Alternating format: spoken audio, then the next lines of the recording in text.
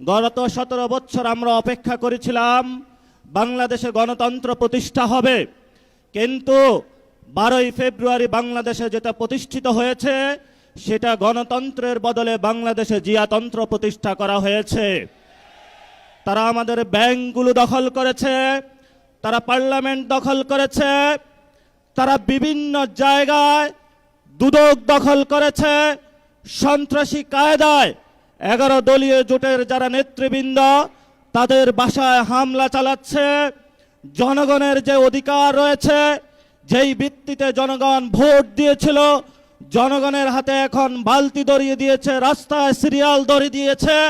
আমরা যেখানে নিশ্চিত চেয়েছিলাম বাংলাদেশের মানুষ, ব্যবসায়ীরা নিরাপদ থাকবে, আজকে একজন ব্যবসায়ী আমাকে বলছেন 6টার পরে হলো দোকানে কাস্টমার আসে, 6টার পরে হলো সরকার আমার দোকান বন্ধ করে দিয়েছে। পেট্রোল পাম্পের সামনে গিয়েছি, একজন পাঠা উবার চালক আমাকে বলছেন আমি বাইক চালিয়ে হলো টাকা ইনকাম করে আমার সেই গ্রামে বাচ্চাকে পাঠিয়ে থাকি, সারাদিন সিরিয়াল ধরে থাকি, যখন পেট্রোল পাম্পের সামনে যাই বলা হয় যে তেল নাই, আবার সন্ধ্যায় সিরিয়াল ধরি, আবার বলে তেল নাই। তাহলে আমি সংসারটা চালাবো কিভাবে?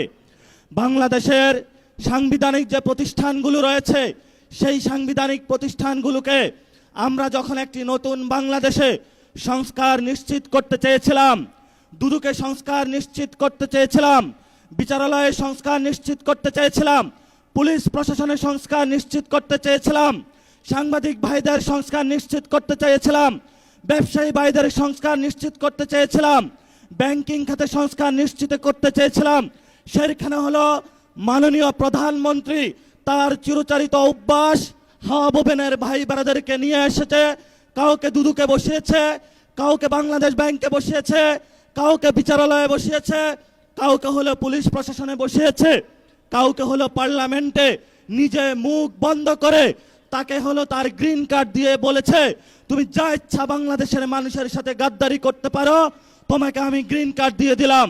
এই যদি হয় জিয়াউর রহমানের সন্তানের ভবিষ্যৎ, এই সন্তানের ভবিষ্যতের সাথে বাংলাদেশের ভবিষ্যৎ যাবে না, যাবে না, যাবে না।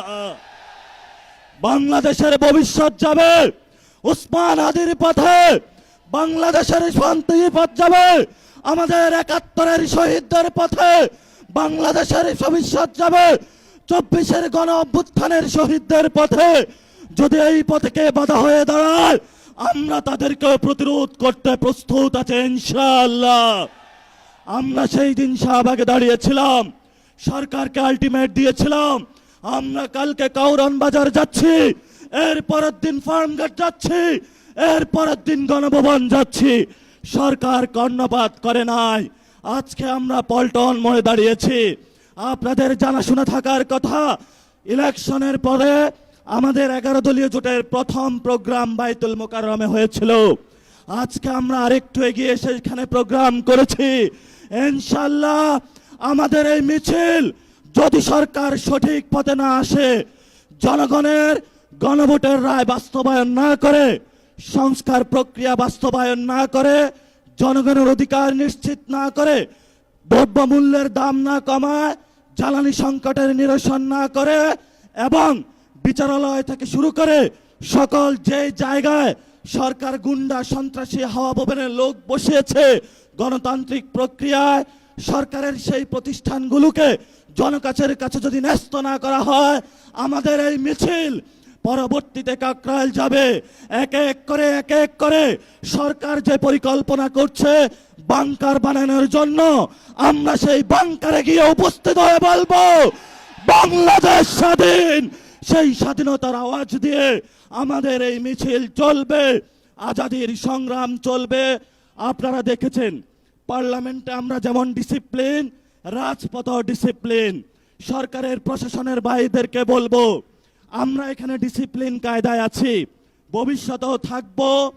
অতীতে যেই ধরনের জনহয়রানিমূলক প্রোগ্রামগুলোতে কোনো কর্মসূচি আপনারা বাস্তবায়ন করেছেন, সেইভাবে যদি কোনো কিছু করা হয় আপনাদের সাথেও আমাদের প্রতিহত হবে ইনশাআল্লাহ।